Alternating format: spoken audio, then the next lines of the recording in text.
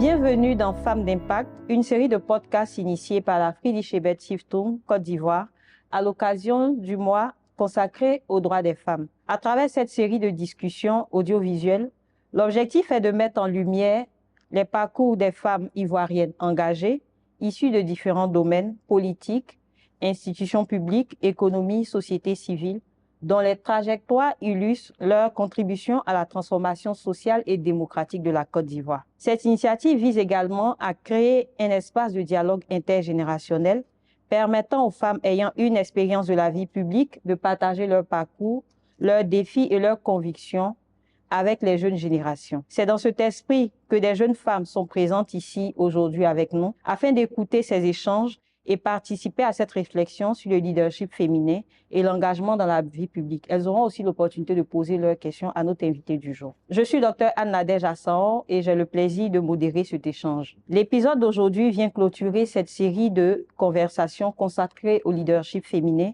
et à l'impact des femmes dans la société ivoirienne. Pour cet épisode de clôture, nous avons l'honneur de recevoir la docteure Simone Eivé Gbagbo. Docteur Simone Eivé Gbagbo, merci d'avoir accepté notre invitation.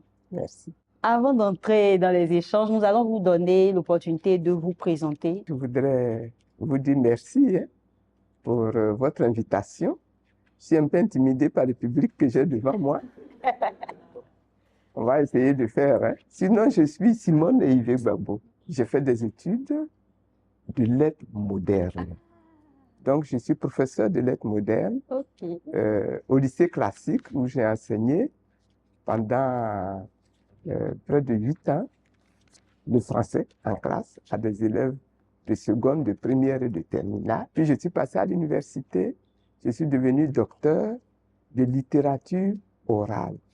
Ma thèse a porté sur le langage tambouriné chez les Abourés. Voilà. Donc, je suis souvent, on me dit historienne. Je ne suis pas historienne. C'est Laurent Gbagbo qui est historien. Moi, je suis spécialiste de lettres modernes. Maintenant, si on veut parler d'histoire, on peut parler d'histoire. On a tous étudié l'histoire, mais bon, ma spécialité, vraiment, c'est les lettres modernes. Vous voyez que ça, déjà, c'est assez marquant et ça, je pense qu'on pourra revenir là-dessus. Comment, du jour au lendemain, notre parcours peut être effacé parce que peut-être on a partagé la vie avec un homme assez puissant. Voilà. Donc, je pense que c'est l'opportunité aussi d'échanger de toutes ces choses-là. Et donc, j'ai fait, à l'université, j'étais chercheur à l'Institut de linguistique appliquée. Et j'ai créé là-bas le groupe de recherche sur la tradition orale parce que un de mes soucis, c'était que nous avons tellement de richesses en matière de culture traditionnelle, en matière de connaissances, en matière de littérature traditionnelle, mais qui se perdent parce que les détenteurs disparaissent. Et puis comme c'est pas écrit, donc on a créé à l'époque, j'étais encore étudiant, une structure qui allait dans les villages, rencontrer les artistes, rencontrer les vieux, rencontrer les adultes pour recueillir tout ce qu'on pouvait. Et on a fait ce travail-là pendant quelques années. Et puis, je suis passé à la politique où je me suis spécialisé plus. On a créé d'abord une organisation qui était totalement souterraine, clandestine. Ça a duré quelques années, mais c'était très difficile comme combat, comme activité, parce qu'on était en période de parti unique. C'était interdit de faire de la politique ailleurs qu'au PDCI. Et donc, il a fallu le faire avec beaucoup de tactiques, beaucoup de sagesse et de politique. Et puis, on a fini par mener ce combat-là jusqu'à créer un parti politique. Obliger le PDCI à rompre avec le parti unique pour en arriver à pratiquer le multipartisme. Et en 90, on a donc créé le Front populaire ivoirien. J'ai été la première présidente du Front populaire ivoirien. Voilà. Normalement, ça aurait été le président Gbagbo Laurent. C'était lui notre leader. Mais il avait dû prendre la fuite et se réfugier au Burkina Faso d'abord, et puis ensuite en France pendant plusieurs années. Et donc, j'ai dirigé le Front populaire ivoirien jusqu'à ce qu'il revienne. Et quand il est revenu, on lui a donné le manteau. Il est donc devenu le président du Front populaire ivoirien. On a mené le combat en 90. On a pu avoir maintenant un groupe parlementaire parce qu'on avait maintenant le multipartisme. Okay. On a pu avoir un groupe parlementaire à l'Assemblée nationale. Mais en 90, quand moi je me suis présenté pour être député, c'était à Bobo, je n'ai pas gagné les élections. Parce que je n'étais pas très connu dans le milieu, donc je n'ai pas gagné les élections. Je n'ai gagné les élections que 5 ans plus tard, en 95. Et je suis donc là devenu vice-président de l'Assemblée nationale. Je ne pouvais plus travailler à l'université, donc j'ai dû fermer la porte de l'université pour maintenant faire de la politique à plein temps. Donc, vice-président de l'Assemblée nationale. Après, en 2000, je suis devenu président du groupe parlementaire du Front populaire ivoirien à l'Assemblée nationale. Et je suis resté comme ça, président du groupe parlementaire jusqu'à 2010.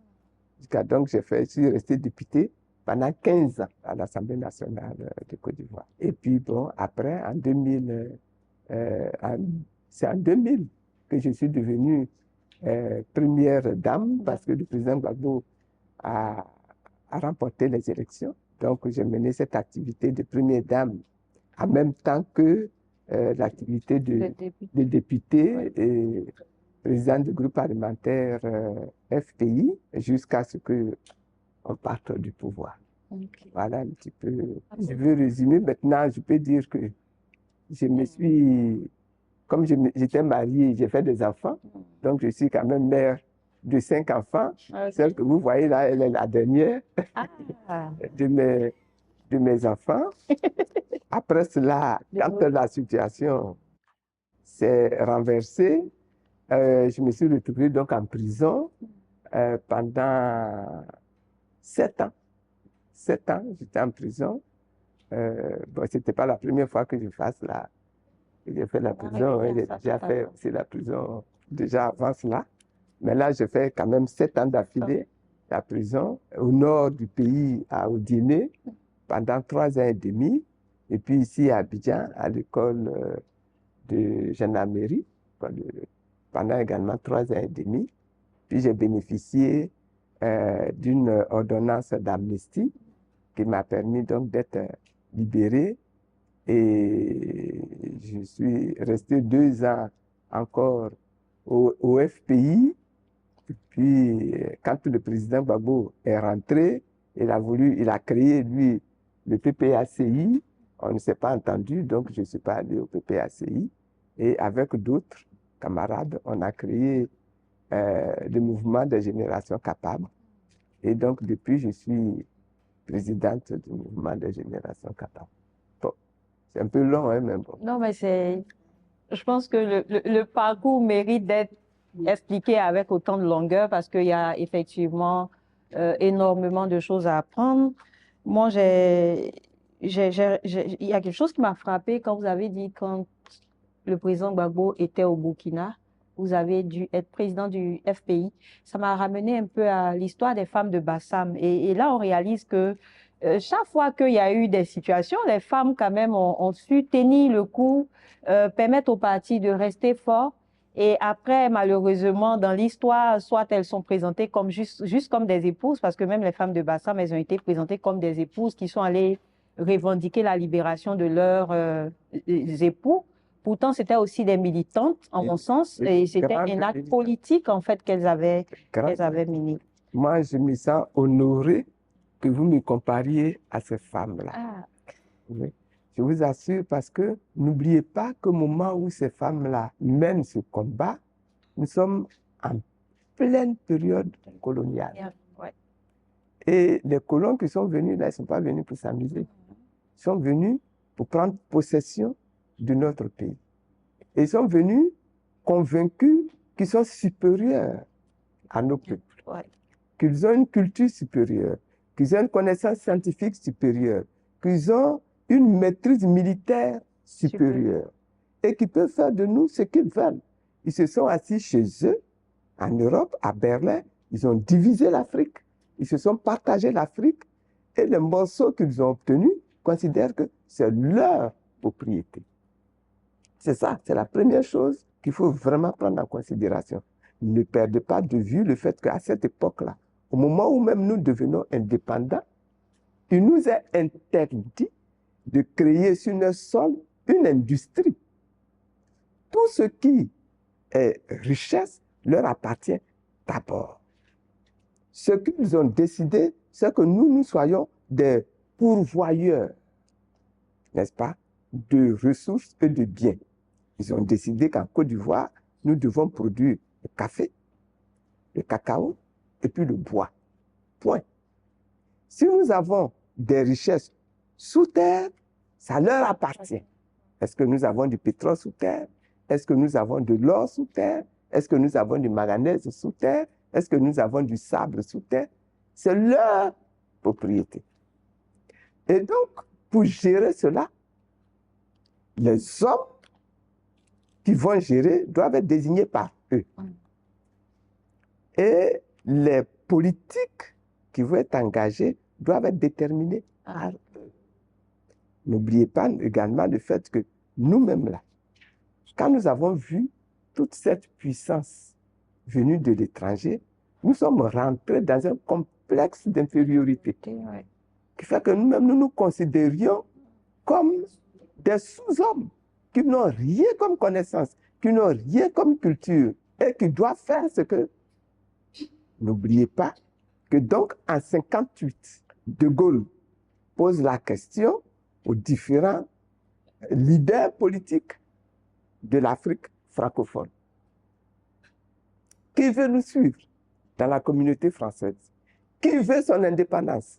Il y a eu un seul qui a décidé que son pays, que son peuple va être indépendant. C'est Sékou Touré.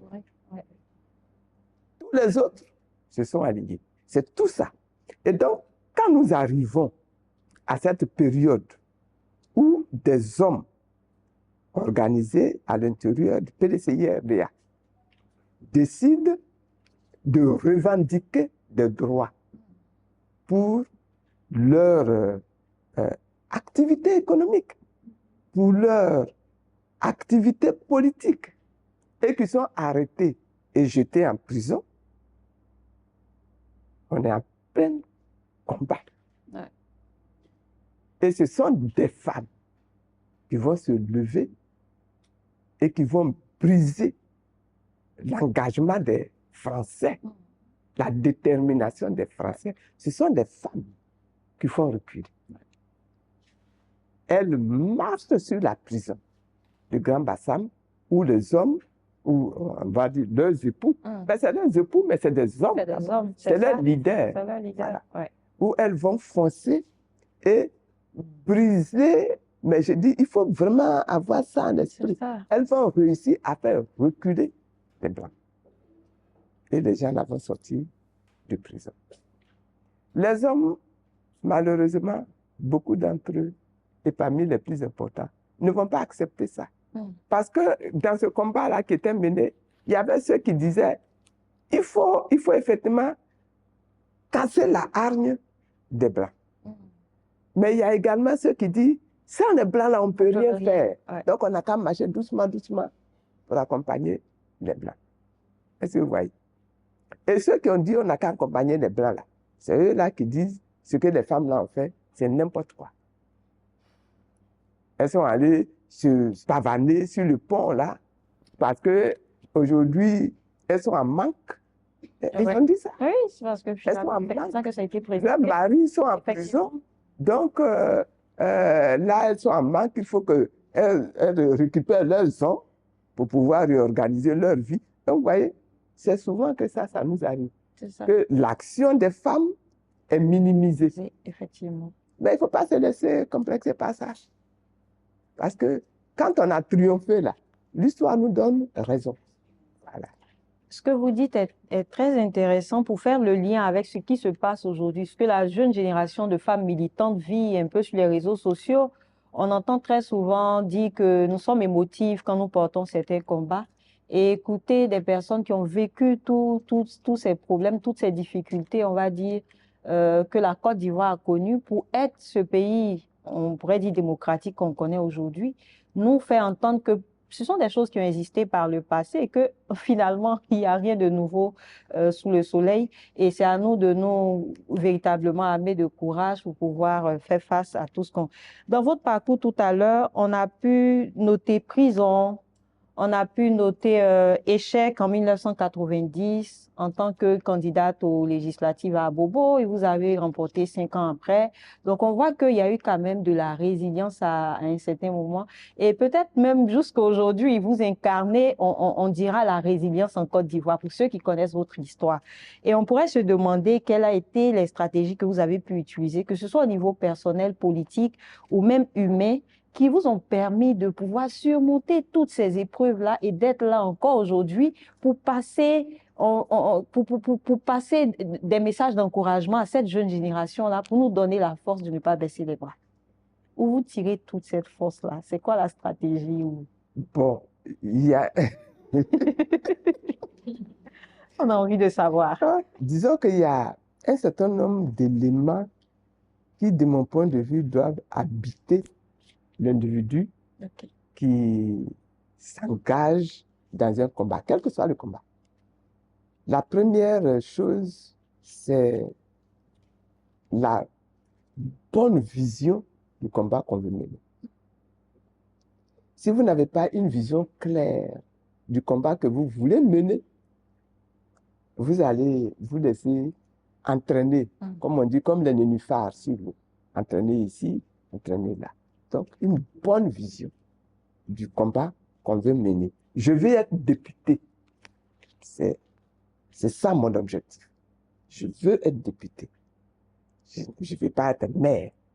Je ne vais pas être conseiller municipal. Ce que je veux là, c'est être député. Donc, si je veux être député là, ça signifie quoi? Qu'est-ce qu'un député fait? Le député là, ce n'est pas lui qui va construire les ponts. Le député, ce n'est pas lui qui va construire les puits. Le député là, il est à l'Assemblée nationale. Et il décide, il discute des lois. C'est ça le député. Si ce qui me plaît, c'est d'aller discuter des lois pour que mon pays ait de bonnes lois dans tel ou tel domaine, je suis bien placé pour me battre pour devenir député. Mais si mon objectif, c'est de faire en sorte que dans mon village là, on ait une école primaire, que dans mon village là, on ait un centre de santé bien, ce n'est pas le député là qui fait ce travail, c'est le maire qui fait ce travail. Est-ce que vous voyez? Donc c'est pour ça que j'ai dit une bonne vision de ce que je vais faire. Et il faut pousser dans le détail. Elle dit, je vais être entrepreneur. Vous voyez, quand elle a dit, elle est entrepreneur, tout de suite, j'ai posé, entrepreneur en quoi? Parce que entrepreneur, là, c'est grand. Voilà. Celui qui veut être entrepreneur pour construire des maisons, il ne va pas avoir les mêmes problèmes, les mêmes réalités que celui qui veut être entrepreneur pour fabriquer de l'huile de palme. C'est ça. Est-ce que vous voyez? Voilà. Deuxième chose qu'il est important, de mon point de vue, qu'il est important d'avoir, c'est la détermination, soi-même. Pas seulement la vision, mais également la détermination. Parce que dans ta marche, là, il y a des choses qui vont bien se passer. Il y a des choses qui vont mal se passer. Il y a des gens même qui vont t'attaquer alors que tu ne leur as rien fait. Il y a des gens, au contraire, qui vont venir t'apporter quelque chose, qui vont te permettre d'avancer. Et puis, il faut savoir saisir cela. Mais toi-même, là, si à chaque petite difficulté, tu es découragé et puis que tu t'en vas t'asseoir, tu n'iras pas loin. Donc, la détermination, ça se construit. Ça se construit. Donc, la détermination. Troisième chose, la foi. Moi, la foi a joué un rôle important dans ma vie. Mais la foi en Dieu, ce n'est pas la foi dans le Béli qui traverse mon village là. C'est la foi en Dieu. Parce qu'il y a des moments où tu es tellement cassé par le problème que tu vis ou par la contrainte que tu vis que tu es obligé de te rattacher à quelque chose qui est supérieur à toi. Et là, ce n'est pas les parents, ce n'est pas les amis, ce n'est pas le leader politique, mais c'est son Dieu. Je dis toujours, et dans mon parti, je le dis, il faut avoir la crainte de Dieu. Et il faut avoir Dieu pour ami. C'est ça qui va te permettre de te relever quand tu es en train de tomber et qui va te permettre de rester debout, qui va te permettre d'éviter également tout ce qui est mauvais. Parce que quand on veut faire la politique, là, on est sollicité par beaucoup de choses. Hein. Je vais vous donner un petit exemple. Quand en 90, mon mari, on préparait pour la première fois sa candidature au présidentiel, c'est la première fois. Mais il y a plein de gens qui sont venus, qui ont couru pour venir. Il y en a un qui est venu qui dit, pour gagner les élections là, il faut que votre mari se positionne entre deux lions. Mais je ne plaisante pas. Hein? Il faut qu'il se positionne entre deux lions. Ouais. Et puis il passe. Et puis il dit deux lions.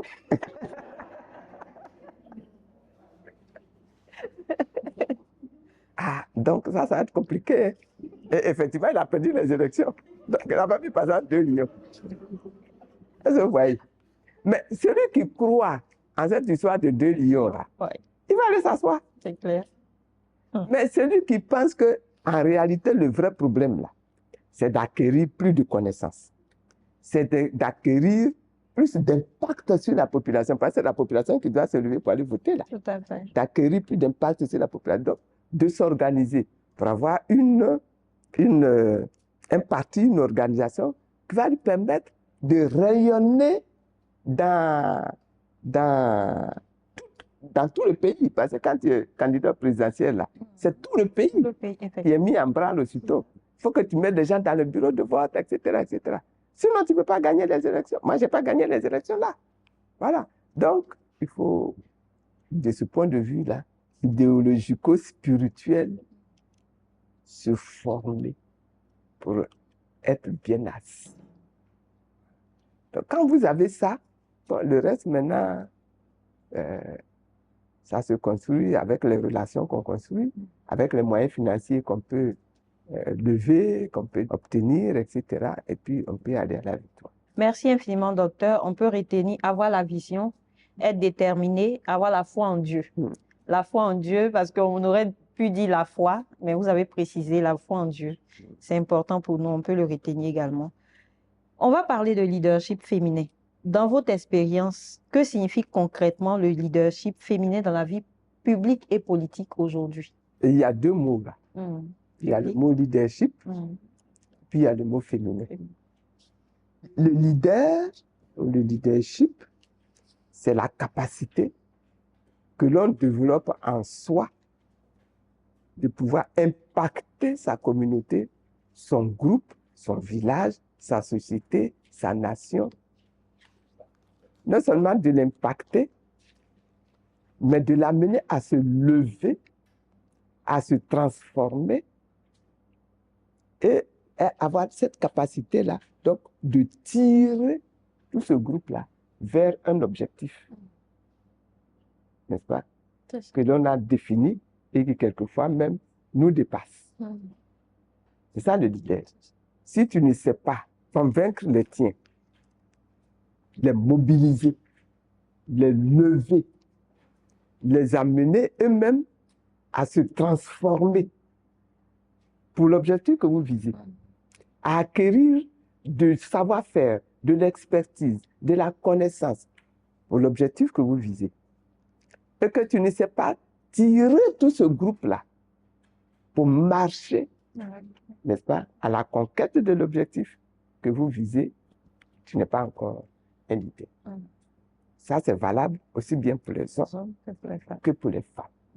Parce que de toute façon, pour moi, au départ, là, Dieu nous a créés là. Ce n'est pas le sexe là qui est la première chose. C'est ça.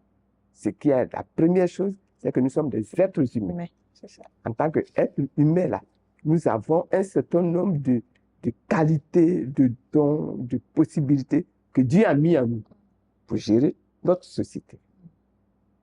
Maintenant, vous avez ajouté féminin. Souvent, ce qu'on reconnaît aux femmes, mais ce n'est même pas toutes les femmes qui ont ça.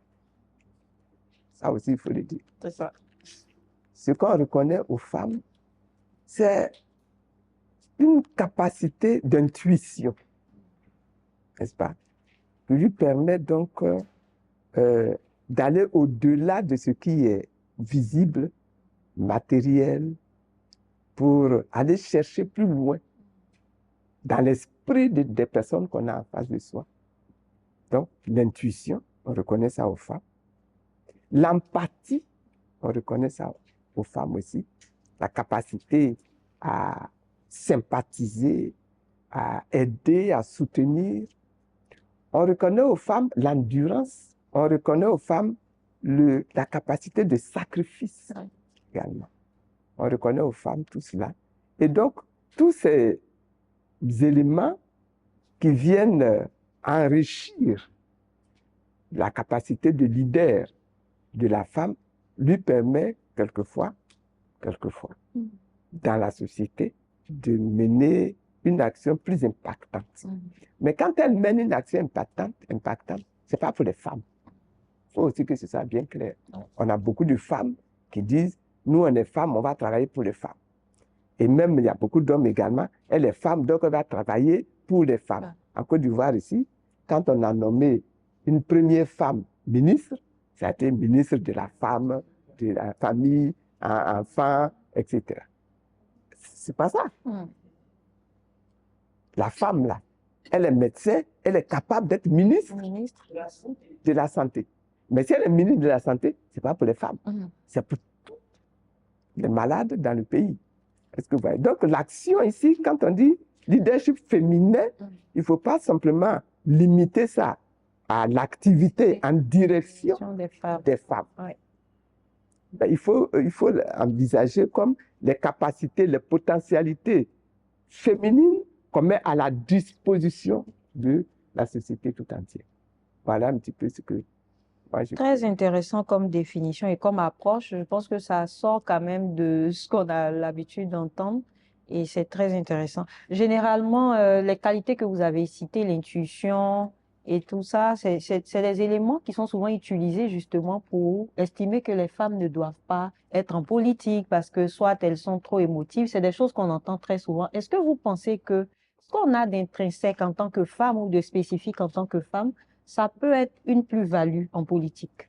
Je pense que oui. Souvent, on a utilisé ces qualités-là pour cantonner la femme dans tout ce qui est social. C'est ça. On l'a fait souvent. Mais moi, je pense que non. Je pense au contraire que si vous avez une femme qui a une capacité d'intuition qui est très forte, elle peut aider dans les règlements de conflits. Si vous avez une femme qui a une capacité de patience ou de douceur très forte, cette femme-là, elle peut aider quand il s'agit d'aller soigner des grands blessés, quand il s'agit d'aller remotiver un peuple qui s'est mis en retrait de la société pour la ramener dans la société. Il va falloir beaucoup de patience, il va falloir beaucoup de savoir-faire, il va falloir beaucoup de sagesse. Mais souvent, les femmes possèdent ces capacités-là. Avant de donner la parole au public, nous allons poser une dernière question ici sur la question de la représentation des femmes dans les instances élues. On sait que depuis quelques années, la Côte d'Ivoire s'est dotée d'une loi. Et si on devrait faire le bilan aujourd'hui, je pense qu'il n'y a pas eu l'évolution escomptée. Selon vous, qu'est-ce qui explique que malgré tout ce qui est dit, malgré tous les discours qu'on entend, il y a encore tant de difficultés pour les femmes d'accéder à certaines instances? On avait une dame du FPI d'ailleurs qui voulait être candidate chez elle pour être députée. Donc elle est allée, elle a trouvé sa famille, le village, elle a exposé le problème. Mais dans le village, là, il y avait un homme qui était également candidat. Donc normalement, chacun vient pour faire sa campagne, s'adresser au village et tout ça. Et puis, à chaque fois, et dans ce village-là, il pratique le masque. Et il y a des masques au village qui sont interdits aux femmes. Ah, vous riez parce que vous comprenez déjà ce qui va se passer. Donc, chaque fois que la femme veut venir pour s'entretenir, les hommes sortent un masque. Donc, le masque sort, le masque est dans le village. Donc, la femme elle-même, elle est obligée d'aller se cacher. Ouais. Donc, elle n'a pas pu faire campagne du tout. La campagne, ça a duré 15 jours. Pendant les 15 jours-là, le masque est sorti. Et évidemment, elle a été battue. Ce n'est pas parce qu'elle n'avait pas de compétences. Mais on a utilisé la culture. C'est ça. Donc, quand vous dites, comment est-ce qu'on explique? Des explications, là, il y en a de plusieurs sortes. Vous avez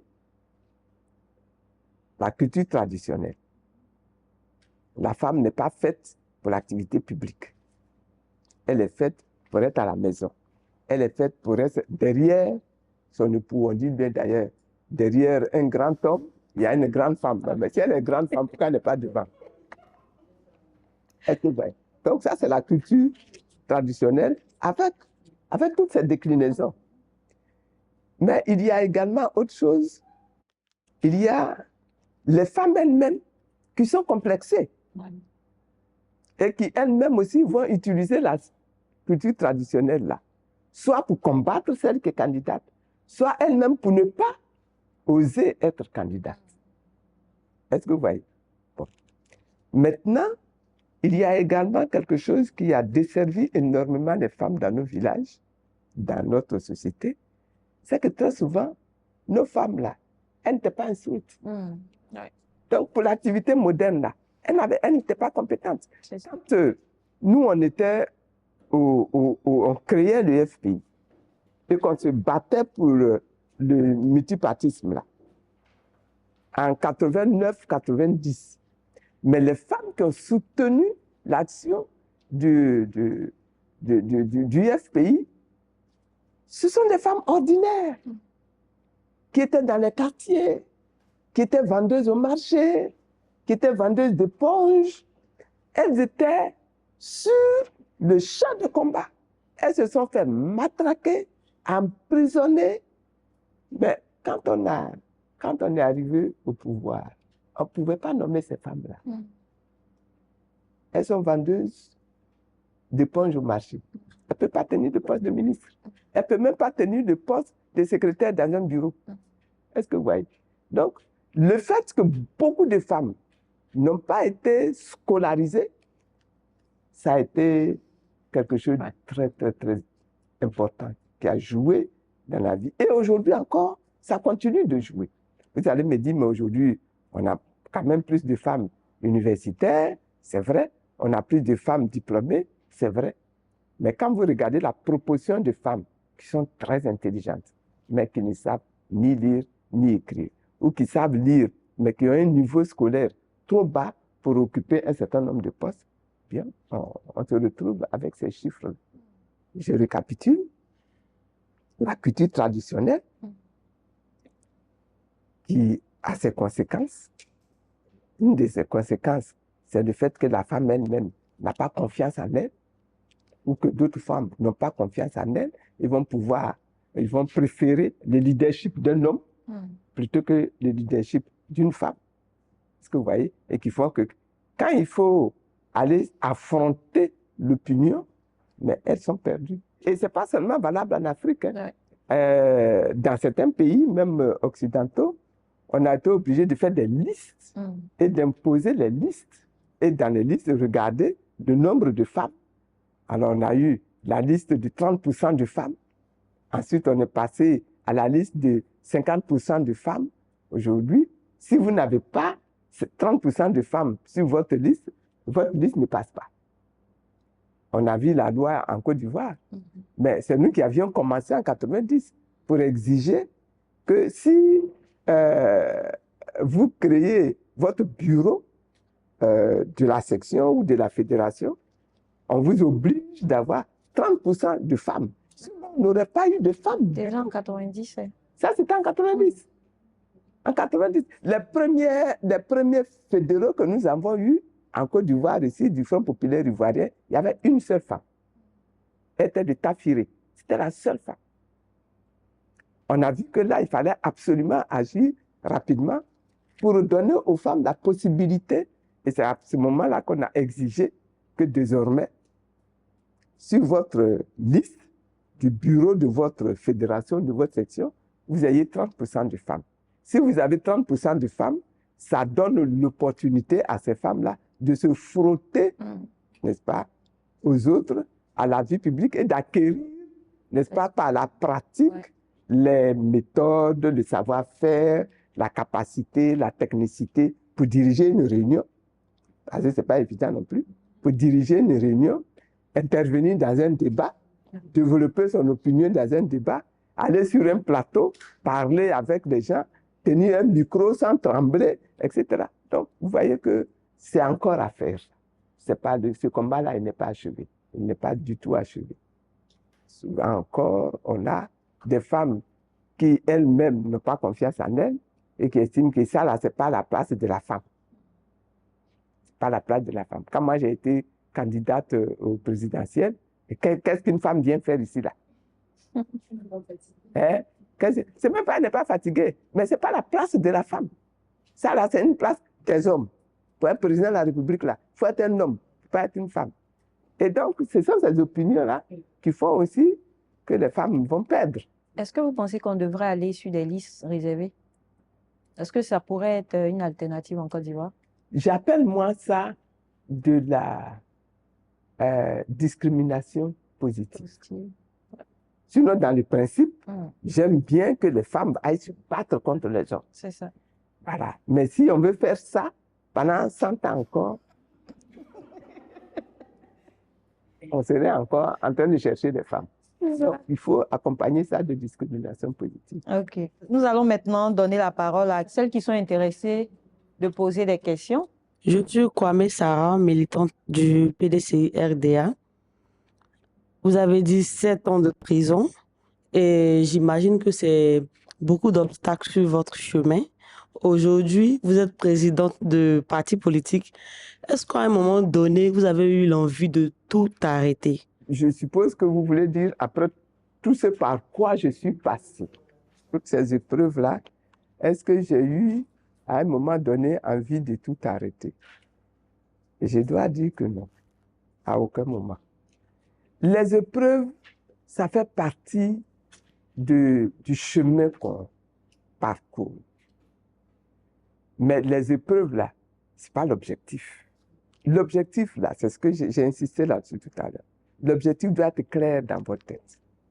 Si l'objectif est clair dans votre tête, tant que vous ne l'avez pas atteint, là, pourquoi vous allez vous laisser intimider par une épreuve?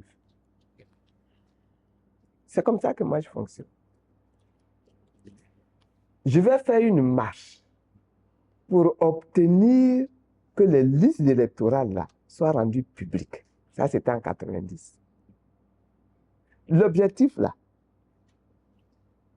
c'est les listes qui doivent être rendues publiques. Le PDCI qui met sur mon chemin des policiers qui viennent me gifler pour m'intimider, qui viennent me matraquer pour me faire céder, je ne vais pas leur faire le plaisir,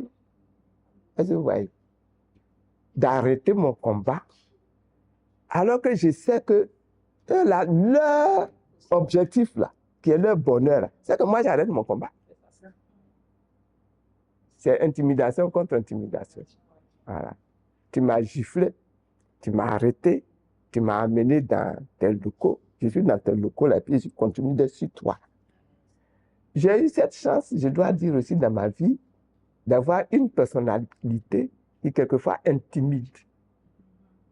Mais je sais que ça là, c'est un des forces, des atouts que j'ai. Et pourquoi je ne vais pas utiliser? Donc je marche sur le ministre lui-même. Est-ce que vous voyez? Il dit, la femme là, il faut la libérer, elle n'a qu'à partir. Et puis j'ai été libéré et je suis parti. Si j'étais resté là, vraiment. Est-ce que vous voyez? Voilà, donc, non, je n'ai pas eu envie d'arrêter le combat. Parce que le combat que j'ai décidé de mener là, il n'a pas encore abouti. Donc, je suis encore dans ce combat, même aujourd'hui. C'est vrai qu'avec mon âge, j'ai beaucoup de choses qui ne sont plus en place, comme par le passé. Mais les jeunes sont là. Il faut leur insuffler pour que ce travail-là continue. Ah, c'est comme ça que moi j'ai raison. Vous avez mené une marche pour... Oui. Ça m'a intéressé. Du coup, Est-ce que ça dit qu'aujourd'hui, ce qu'on voit quand on va voter, on voit les listes affichées là, c'était pas ainsi par le passé ou il s'agit de quoi exactement? en 90, lorsque on a obtenu le multipartisme, ça a provoqué des chocs dans l'esprit des gens. Il ne faut pas oublier qu'avant ça, c'était le PDCI. C'était le parti unique. Si vous êtes candidat du PDCI. Est-ce que vous voyez? Donc, les gens se lèvent et puis ils vont voter. Et puis, c'est tout. Mais quand on obtient le multipartisme, on a le devoir de contrôler tout le processus de bout en bout.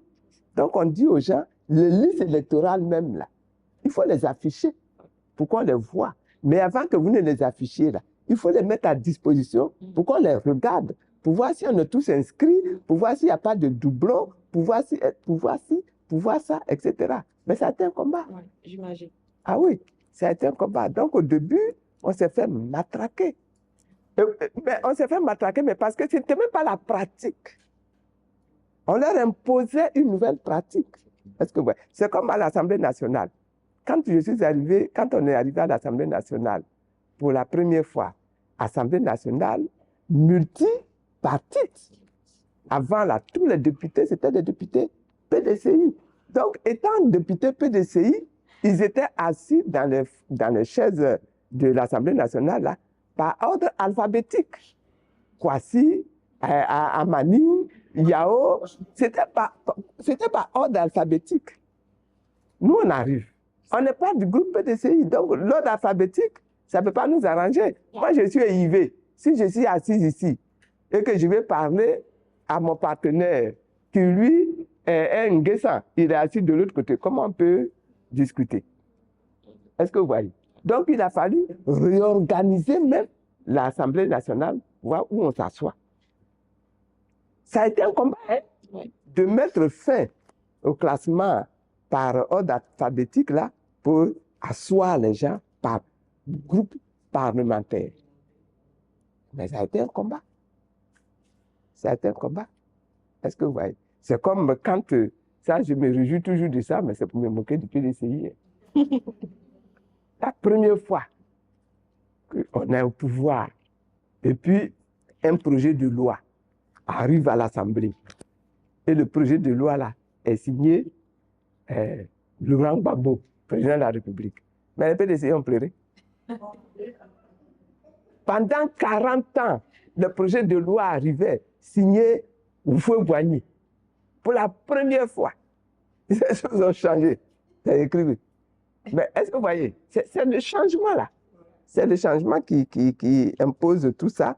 Est-ce que alors il faut avoir envie d'arrêter? Non. Il ne faut pas avoir. Au contraire, il faut se dire qu'on peut obtenir mieux. On peut aller à mieux. Moi, je suis Berthé Mafiné.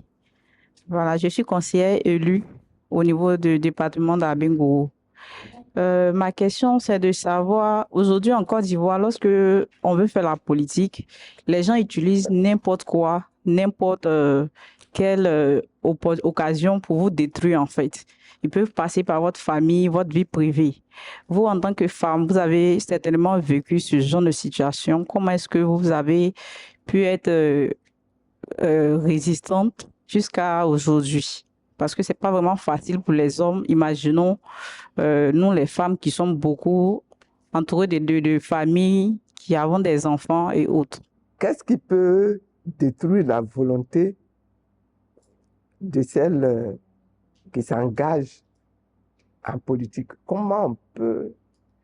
parce qu'il y a des gens qui vont vous faire des procès, qui vont vous diffamer, qui vont dire sur vous des choses qui n'ont rien à voir avec la réalité. Comment on peut se préserver, comment on peut se prémunir contre ça? La première chose, c'est que vous-même, votre comportement, il faut que vous soyez une personne de valeur. pour que vous-même, votre conscience ne vous reproche pas des choses. Plus vous voudrez faire la politique, plus vous devez faire attention vous-même à votre marche, à votre pratique, à vos actions, à vos paroles, vous-même. C'est la première chose. Ça n'évitera pas les attaques, mais au moins les attaques que ça va éviter ou qui vont être facilement combattues, c'est des attaques qui sont complètement fausses. Mais si les attaques-là peuvent s'ancrer sur un petit détail de votre vie, ça va grossir rapidement. En politique, là, il faut veiller sur sa marche. C'est pour ça que j'ai dit, si vous voulez faire de la politique, il faut être une personne de valeur. Il faut veiller sur votre marche. En politique, il faut éviter d'être rancunier. Parce qu'on ne sait jamais à quel moment on va avoir besoin de celui qui est à côté de soi. Si tu es rancunier, tu gardes tout dans ton ventre, et puis tu agresses, et puis tu attaques, et puis tu agis, tu deviens mesquine, etc., ça va te retomber dessus. Au contraire, si tu te remplis d'empathie et de pardon, tu vas rayonner. Dans ton milieu, tu vas rayonner. Quand je suis arrivé à l'Assemblée nationale, député pour la première fois, j'ai tout de suite rayonné. Pourquoi? Parce que il y avait des femmes plus anciennes que moi qui étaient à l'Assemblée nationale, mais qui ont regardé ma pratique et qui sont venues vers moi. Une dame comme Mme Assana Sangare, qui était députée PDCI depuis le temps où Houphouët nommait les députés. C'est-à-dire que les nominations des députés a pris fin en 80, en 1980. Tu étais né. Ça a pris fin en 1980. Mais de 60 à 75, les députés étaient nommés par Houphouët directement. Il n'y avait pas d'élection. Et c'est à partir de 80 que les députés vont être élus. Cette dame-là, elle m'a vu agir au Front populaire ivoirien. Elle a apprécié. Du coup, quand je suis arrivé à l'Assemblée nationale, elle m'a accueilli. C'était une grande sœur. Moi, j'ai arrivé en 95. Elle était députée depuis 75. 20 ans. Elle était députée depuis 20 ans au moment où je suis arrivé. Mais ensemble, on a créé l'organisation des femmes ministres et parlementaires. Elle a été présidente et automatiquement, elle m'a proposé d'être vice-présidente. Est-ce que vous voyez? Et on a pu comme ça, en symbiose, on a travaillé et on est resté amis jusqu'à aujourd'hui. Et pourtant, elle est du PDCI. Et moi, je suis du FPI, aujourd'hui du MGC. Bon, on est resté amis jusqu'à présent. Donc, savoir rapidement éliminer de ton cœur ceux qui pourraient être tes ennemis pour ne mettre que de l'amitié dans ton cœur, du pardon dans ton cœur. À ce moment-là, même les gens qui vont te critiquer là, il y aura toujours d'autres qui vont prendre ta défense, qui vont dire non, la femme là n'est pas comme ça, la fille là n'est pas comme ça. Voilà. On a connu Madame Simone Eve Gbagbo, le docteur, derrière le président Laurent Gbagbo. Et je pense que pour plusieurs personnes dans notre génération, c'est l'histoire qu'on a retenue. Et donc, la question que j'aimerais me poser, c'est si au retour du président Laurent Gbagbo, les choses s'étaient agréablement bien passées, est-ce que vous allez créer le mouvement Génération Capable? Et donc, en tant que jeune femme appelée à me marier, qui veut s'engager en politique, donc sinon qui a déjà commencé à s'engager en politique, est-ce que c'est bien de rester finalement derrière son époux? Est-ce que si les choses n'étaient pas passées comme ça s'est passé, est-ce que je serais demeuré au FPI? Je réponds oui. La contradiction, là, c'est ça qui a fait qu'on s'est séparés. Le FPI, là, j'ai contribué à créer le FPI. Je n'avais pas la volonté d'en partir. Mais les contradictions qu'on a vécues, là, ont fait que chacun a pris sa route. Et puis, voilà. Est-ce qu'il est bon de décider de rester derrière son époux? Moi, je ne pose pas la question comme ça. Même avec Gbagbo, je n'ai pas posé la question. Je considère qu'on n'a pas à rester derrière quelqu'un. Que ce soit son époux, que ce soit son père ou que ce soit son frère. On n'a pas à rester derrière quelqu'un. On a à travailler ensemble avec quelqu'un. Voilà. Ce n'est pas parce qu'il est mon époux qu'il doit être devant moi et puis que moi je dois être derrière. Ce n'est pas un ordre hiérarchique, c'est une équipe qu'on crée. Et faire en sorte que l'équipe fonctionne. Votre intérêt peut même être en dehors de votre mariage. Et le foyer peut venir être un élément qui soutienne cet intérêt-là. Donc, il ne faut pas que ce soit systématiquement analysé comme ça. Bonjour Madame Yves Gbagbo. Je suis très honorée de vous avoir devant moi aujourd'hui. Je suis Renée Armstrong, communicante institutionnelle et militante RHDP. Alors, pour moi, la question s'actionne autour du fait que, en tant que femme politique, est-ce que vous avez pu militer en particulier pour la condition de la femme? Parce que vous parlez tout à l'heure là de discrimination positive. Donc, est-ce que, en tant que femme députée, vous avez pu institutionnaliser cette discrimination-là par certaines lois? Parce que, comme l'ont dit mes prédécesseurs, on n'a pas vraiment une bonne visibilité de ce que vous avez mené en termes de combat individuel. Aujourd'hui, on apprend beaucoup de vous, agréablement. Donc, c'est le premier volet. Et vous parlez de votre combat. Donc, sachant que vous avez été candidate aux dernières présidentielles, j'aimerais également avoir des éclairages sur aujourd'hui votre combat, la lutte que vous menez. Quand j'étais député, il fallait régler le problème de l'excision des femmes à l'Assemblée nationale. L'initiative n'est pas venue de moi. L'initiative est venue du ministère de la Femme à l'époque. Mais c'est à l'Assemblée nationale qu'on a mené le combat jusqu'à obtenir que la loi soit votée. Et la loi contre l'excision a été votée à l'Assemblée nationale. Donc ça, c'est je cite ça, hein, c'est un des combats qu'on a mené et qu'on a réussi. Et vraiment, j'ai réussi ce combat-là, on a réussi ce combat. Pour moi, c'était avec beaucoup de choix. La deuxième chose, c'est tout le plaidoyer qu'on a fait pour la scolarisation de la petite fille. Au sud ici, c'était déjà rentré dans les mœurs. Les filles allaient à l'école. Mais souvent au nord, ce n'était pas encore le cas. Et très souvent, même aujourd'hui encore, ce n'est pas encore le cas.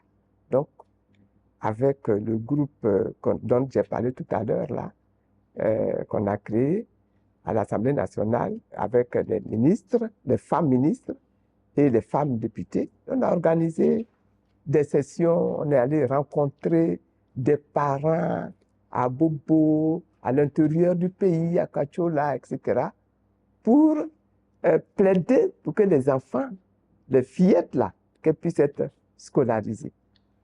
Et souvent, les parents considéraient qu'on les obligeait à supporter des frais financiers inutiles. C'était leur point de vue. Et il fallait déconstruire ce point de vue-là.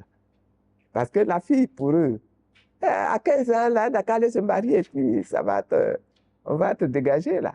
Voilà. Donc, c'était ça leur objectif. Donc, on a mené également ce combat-là. Et bon, ça a donné ce que ça a donné, parce que là, c'est de la sensibilisation. Ça n'a pas abouti à des lois. Il n'y a aucune loi qui interdit de scolariser des petites filles pour lesquelles il faut aller mener un combat. Mais c'est la mentalité des populations qu'il faut faire évoluer. Et donc, ça s'est fait à travers des rencontres, des discussions avec des associations, avec des parents, avec des familles, etc. Je peux citer un troisième exemple d'action que j'ai menée à l'époque.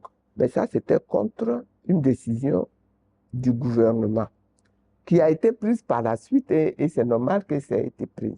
Mais à cette époque, on avait estimé que c'était encore prématuré.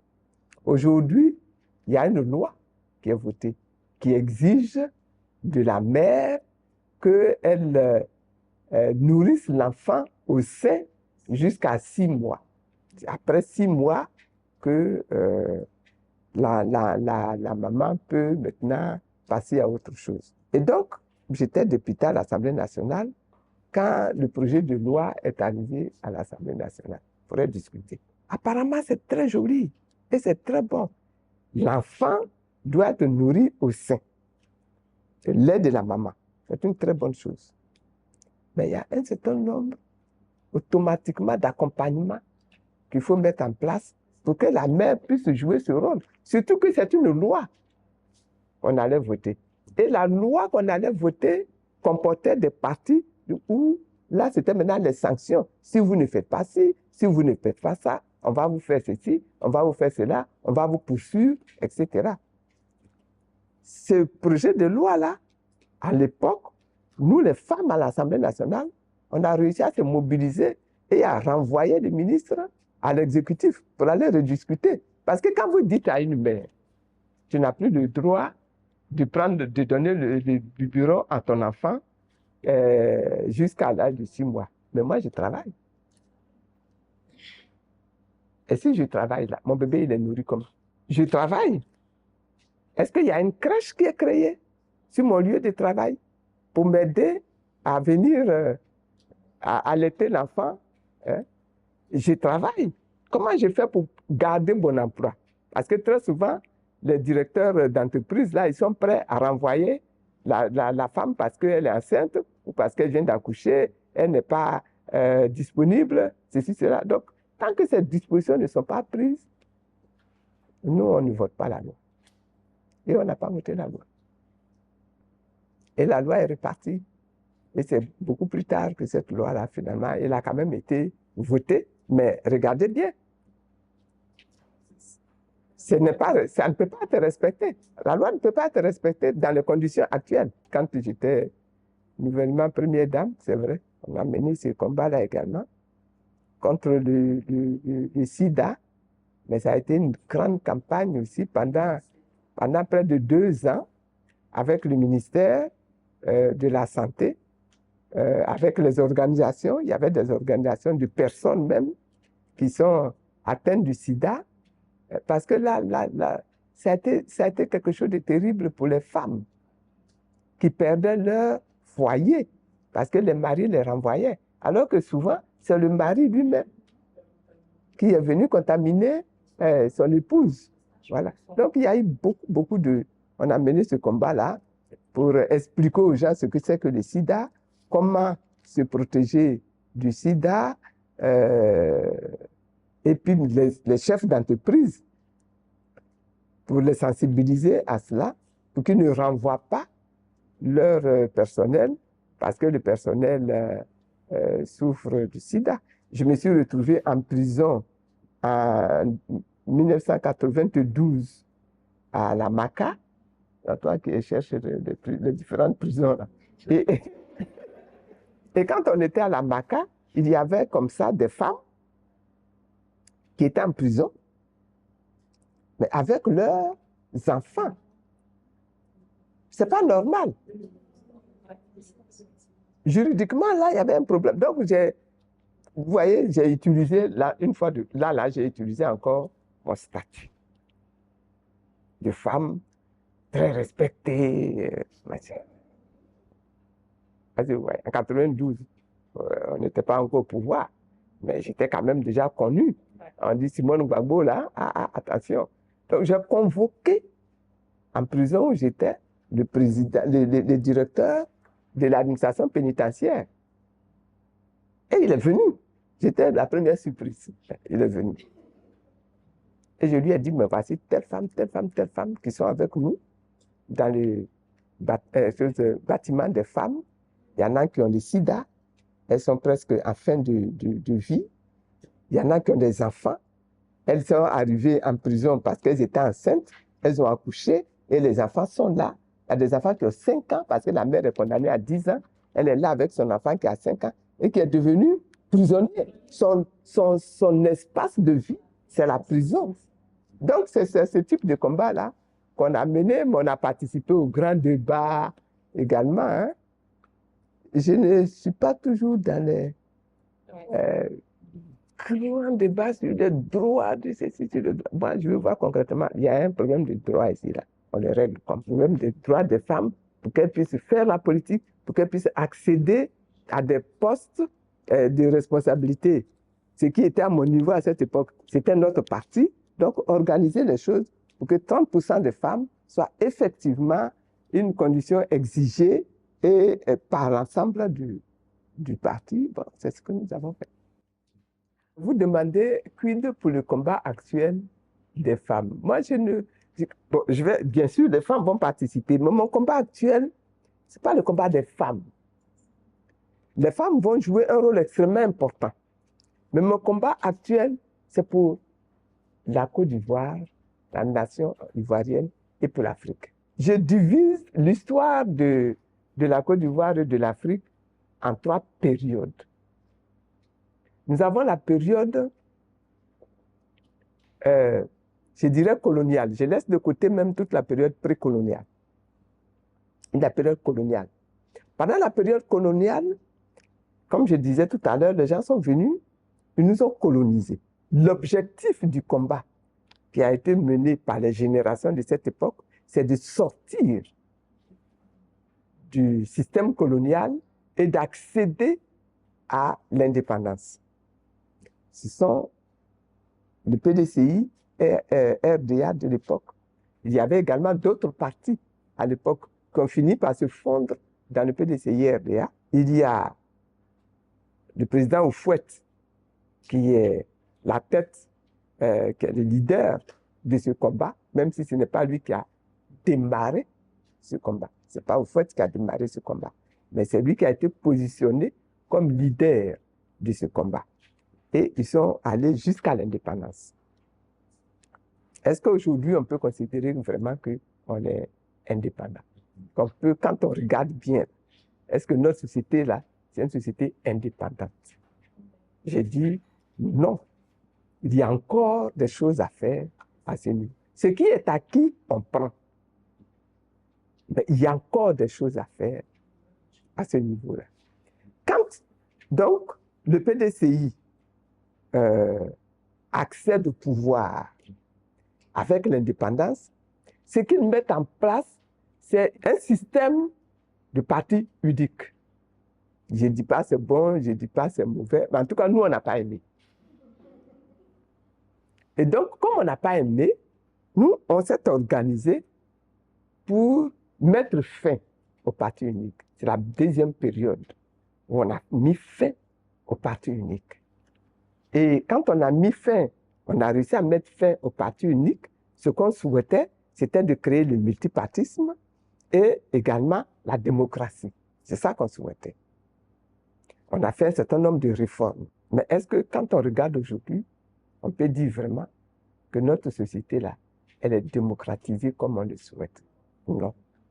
Est-ce que vous voyez? Donc là aussi, indépendance, il y a du travail encore à faire. Démocratisation, multipartisme, il y a encore du travail qui reste à faire. Et puis on arrive à la 3e étape. Cette 3e étape, elle est encore plus importante. Elle sollicite encore plus. Parce que on regarde bien, ceux que nous ont colonisés là, ils n'ont pas renoncé. Ils n'ont pas renoncé à leur volonté et à leur ambition. Ils n'ont d'autant moins renoncé qu'aujourd'hui, là, ils sont dans des situations économiques qui sont encore plus dramatiques que ce qu'ils connaissaient à l'époque.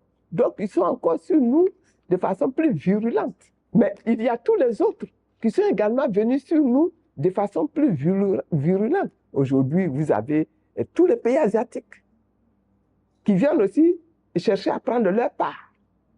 Donc, le nouvel enjeu aujourd'hui, c'est la souveraineté. Souveraineté économique, souveraineté politique, souveraineté, j'allais dire, sécuritaire, souveraineté juridique. C'est ça aujourd'hui l'enjeu de tout le combat. Et donc, dans cet enjeu de tout ce combat-là, Vous les jeunes, là, on vous regarde. Mais on ne peut pas se contenter de vous regarder. Il faut qu'on vous mette les pieds à l'étrier. Il faut qu'on vous sensibilise. Donc, quand vous dites quid du combat actuel, le combat actuel là que nous menons, c'est ça. C'est de vous sensibiliser, de vous transformer en soldat, j'allais dire, pour ce combat-là. Or, quand je dis vous transformer en soldat, c'est-à-dire en personnes qui sont compétentes, en personnes qui sont instruites, en personnes qui sont regaillardies, qui ont reconquis la confiance en soi. Que vous ne pas oublier. Nous, en Afrique, là, on tremble beaucoup, hein? Oui. Intérieurement. Quelquefois, on ne se l'avoue pas. Mais on se dit que c'est le blanc, là, c'est lui qui connaît. Donc, celui qu'on va aller chercher pour venir être conseiller, celui qu'on va aller chercher pour venir être assistant technique, c'est quand lui va parler, là, ce qu'il va dire, là, c'est ça qu'on va prendre en considération, etc., etc. Le manque de confiance en nous-mêmes. Le complexe du colonisé qu'il y a encore en nous-mêmes. Il faut pouvoir détruire tout ça en soi, acquérir la confiance en soi, et puis acquérir de l'endurance. On se laisse intimider. On se laisse facilement intimider par ce qu'on vit, par ce qui existe, par la pression de tout. Et donc, il faut pouvoir bâtir cette personnalité en chacun d'entre vous, autour de vous, pour pouvoir partir le combat. Dans le texte biblique, il y a un texte qui parle des ossements blanchis. Aujourd'hui, en Afrique, on est comme des gens qui sont morts et qui sont des squelettes. Et le devoir que nous avons, c'est de ressusciter ces squelettes-là, de mettre sur eux du nerf, de mettre sur les nerfs de la chair, de mettre sur la chair de la peau, pour que ça devienne de nouveau des hommes vivants, vitalisés, conscients, instruits, compétents, maîtrisant la science, maîtrisant la technique pour faire face à tous les autres là qui viennent chez nous. Nous avons de l'or, nous avons du fer, nous avons du manganèse. Est-ce que nous savons transformer tout ça? Comment est-ce que nous allons devenir des citoyens au même niveau que les Chinois, qui transforment tout chez eux? Ils viennent acheter chez vous, ils viennent aujourd'hui même, ils achètent la terre. Ils raclent la terre et puis ils s'en vont avec la terre pour aller transformer. Quand ils transforment, ils sont devenus aujourd'hui les plus grands transformateurs du monde. Et on court là-bas pour aller acheter. On va acheter tout le monde, on court aujourd'hui, on va acheter les verres, on va acheter les tissus, on va acheter les véhicules, on va acheter tout. Nous, en Afrique, là, Dieu nous a mis ça dans notre sol. Qu'est-ce qu'il nous faut? Qu'est-ce qu'il faut pour que vous deveniez des transformateurs? Qu'est-ce qu'il faut pour que vous, les femmes, vous deveniez des transformatrices de notre société? Transformation économique, transformation technique, transformation intellectuelle, transformation scientifique, transformation politique, transformation juridique. Quelle réflexion vous êtes en train de mener?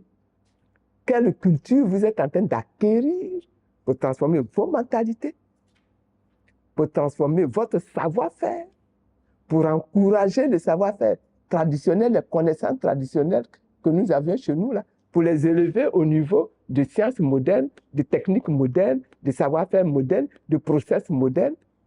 C'est ça le travail que vous avez à faire. Et c'est ce travail-là. Il est encore à faire. Je suis mademoiselle Guissy Diane et comme j'ai dit, je suis activiste pour les droits des femmes. Et tout à l'heure, dans votre discours, vous avez parlé de la foi comme un élément important de la résilience. J'aimerais savoir, est-ce que cette résilience basée sur la foi, comme vous venez de dire, ne pousse pas souvent certaines femmes à tolérer l'injustice? Parce qu'elles ont tendance à dire, je laisse pour moi à Dieu. Et ça fait qu'elles n'arrivent pas à dénoncer certaines injustices. Voilà. Vous dites que est-ce que le fait de se fonder sur la foi, ça ne risque pas de nous conduire à tolérer des injustices. On peut dire ça pour des gens qui sont ignorants. Ah, c'est lui qui dit, moi je laisse pour moi à Dieu, ça dépend. Ça c'est parce qu'il ne connaît même pas les règles de Dieu. Ça parce qu'il n'a même pas compris même ce que Dieu demande de faire.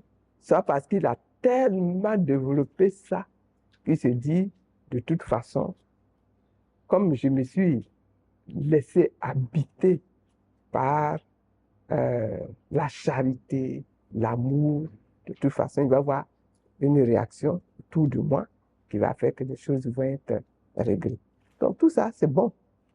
Mais quand moi je parle de foi, je parle de capacité que je me donne, d'ancrage de valeurs que je me donne pour être capable effectivement de transformer, effectivement de pardonner, effectivement d'improviser, effectivement d'inventer, parce que vous avez tout ça. Vous avez tout ça dans la foi. La confiance en vous-même que vous allez développer. Si vous n'avez pas de foi, vous allez développer l'orgueil au lieu de développer l'humilité. Vous allez développer des capacités bellicistes au lieu d'être quelqu'un qui, au contraire, est capable de pardonner. Et c'est ça qui va faire que quand on va parler de réconciliation, et que vous allez vous adresser à des gens pour faire la réconciliation dans le pays, c'est sur la foi que vous allez vous appuyer pour inciter certains à pardonner, pour inciter d'autres à se laisser consoler, pour inciter encore d'autres à venir présenter des excuses pour ce qu'ils ont fait, etc., etc. Donc pour moi, c'est très productif si on développe, on cultive la foi en soi. Bonjour docteur, merci bien pour la qualité de vos interventions. Je suis Ashley Kwame, jeune parlementaire, et ma question va s'orienter sur le volet mentorat. Aujourd'hui, nous sommes jeunes et nous sommes nés bien après pratiquement votre lutte. Et pratiquement ces dames aujourd'hui qu'on voit, ça a été plutôt des récits qu'on a vus de vos parcours et autres. Moi, je veux savoir aujourd'hui, est-ce que vous, en tant que Madame Simone Gbagbo, quelles sont les personnes que vous avez fabriquées véritablement, que vous avez coachées et aujourd'hui qui sont sur la sphère politique, dont vous êtes tellement fiers de dire que ces personnes-là ont été mes mentorées? Je pense que si quelqu'un estime que je lui ai fait du bien, c'est lui qui va dire, en tout cas, c'est grâce à moi. J'ai déjà entendu plusieurs personnes dire que oui, moi, c'est grâce à Madame là qu'aujourd'hui j'ai fait la politique. C'est grâce.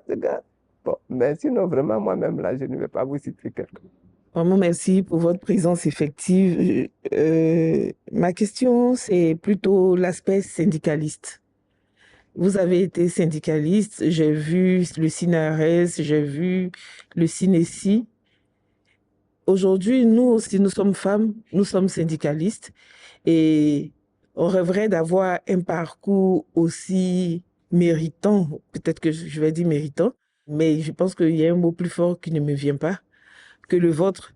Vous êtes un modèle pour nous. Donc aujourd'hui, ce que je voudrais savoir, c'est comment on passe du syndicalisme à la politique et comment on fait pour avoir cette carrure que vous avez. C'est-à-dire, j'essaye d'expliquer que les hommes, quel que soit leur rang, grade, ils s'adressent à vous d'homme à homme. Voilà. Et ça, c'est l'idéal pour moi. Ce que j'aimerais, c'est que on me parle d'homme à homme. Pas que je souhaite être homme, mais je souhaite être un homme avec grand H. Je ne veux plus de ce ton condescendant que les hommes prennent quand ils parlent à une femme. Quel que soit le rang de la femme, au moment où ils leur parlent, ils ont un ton un peu supérieur. Aujourd'hui, de tout mon parcours, c'est la première personne pour laquelle je vois, la première femme pour laquelle je vois que tous les hommes parlent d'homme à homme. Comment on arrive à ça? Merci. Je suis sûr que je ne suis pas la seule femme. J'ai rencontré des femmes dans ma vie pour qui j'ai eu beaucoup d'admiration. J'ai rencontré par exemple Mme Chikaya à l'époque. pour qui j'avais beaucoup d'admiration. Même Madame Fouette. Mais oui, dans une certaine mesure. Voilà, dans une certaine mesure. J'avais beaucoup d'admiration pour Madame Fouette. Mais je pense qu'en réalité, ce qu'il faut à la femme, c'est de elle-même grandir. Si l'homme qui vous regarde là, il voit que vous n'êtes pas, comment vous dites ça, niafou qu'on peut jeter, il va vous respecter en vous parlant. Si vous lui apportez des choses, si vous lui apportez des réponses, il va vous respecter. Au travail, dans l'activité qu'il mène, il voit que vous avez des idées, vous lui apportez des réponses. Quand il faut agir, vous agissez. Et vous ne vous laissez pas intimider, ni par l'événement, ni par l'action. Il va finir par vous respecter. Il faut soi-même cultiver en soi-même sa compétence. C'est pour ça qu'on a dit mouvement des générations, capable. Il faut être capable. Là où tu es là, il faut que tu sois quelqu'un de capable, quelqu'un de compétent. Si tu développes la compétence, tu vas te faire respecter. Si tu développes ta personnalité, tu vas te faire respecter. Oui, compétence, personnalité, valeur, tu vas te faire respecter. Merci, mesdames, pour ces questions qui nous ont permis de mieux découvrir Dr Simone Eivey Gbagbo. Nous avons pu découvrir une facette d'elle qu'on n'avait pas. Infiniment merci pour toutes ces réponses. Peut-être nous aurons besoin d'un dernier mot pour toutes ces dames ici rassemblées, ces femmes engagées en politique, pour certaines dans les organisations de la société civile, pour d'autres dans les syndicats. Quel mot vous pouvez leur laisser? Bon, moi, je voudrais déjà féliciter les femmes que j'ai devant moi. Parce que je voudrais dire que une femme, on la décrit toujours comme un être particulier. C'est vrai. Elle a un certain nombre de dons, elle a un certain nombre de capacités, du fait même d'être femme, du genre qu'elle représente. Mais il faut toujours retenir qu'une femme, c'est d'abord un homme. Une femme, c'est d'abord un homme, c'est-à-dire un être humain qui a le même devoir de perpétuer la société, de perpétuer l'humanité. À ce titre-là, la femme a le devoir de participer à l'activité politique de son pays. Ça, pour moi, c'est une exigence. Une femme qui ne s'intéresse pas à l'activité politique dans sa région, dans son village, dans son pays, c'est une femme qui a décidé de se mettre à l'écart de la vie. Et sa vie ne vaut pas la peine d'être vécue. Mais quand je dis participer, ça ne veut pas dire forcément aller être député, aller être maire, aller être ministre. Non. La femme doit regarder ce qui se passe dans la société, tirer les leçons des expériences même qu'elle vit tous les jours pour impacter la vie de sa société. L'école, la femme doit se mêler de l'école. La santé, la femme doit se mêler. Le développement économique, la femme doit s'en mêler. Le droit, la femme doit s'en mêler. Donc vraiment, ce que je vous demande là, c'est d'être des personnes qui se préoccupent du progrès, de la survie, de l'évolution de sa société et qui participent au progrès et à l'évolution et à la survie de sa société. Si vous faites ça là, vous êtes des femmes politiques.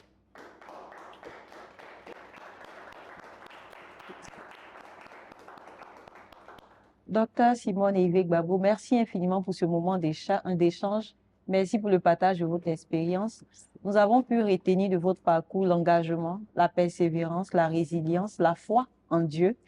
Et ça, je le garde pour moi, la foi en Dieu. Dans tout ce qu'on fait, il faut être accompagné de valeurs, ne pas se laisser intimider ou désorienter par les obstacles de la vie. Rester focalisé sur la vision qu'on a et se donner les moyens d'y arriver. Et il y a un point que j'ai aussi retenu qui était important, ne pas être rancunier.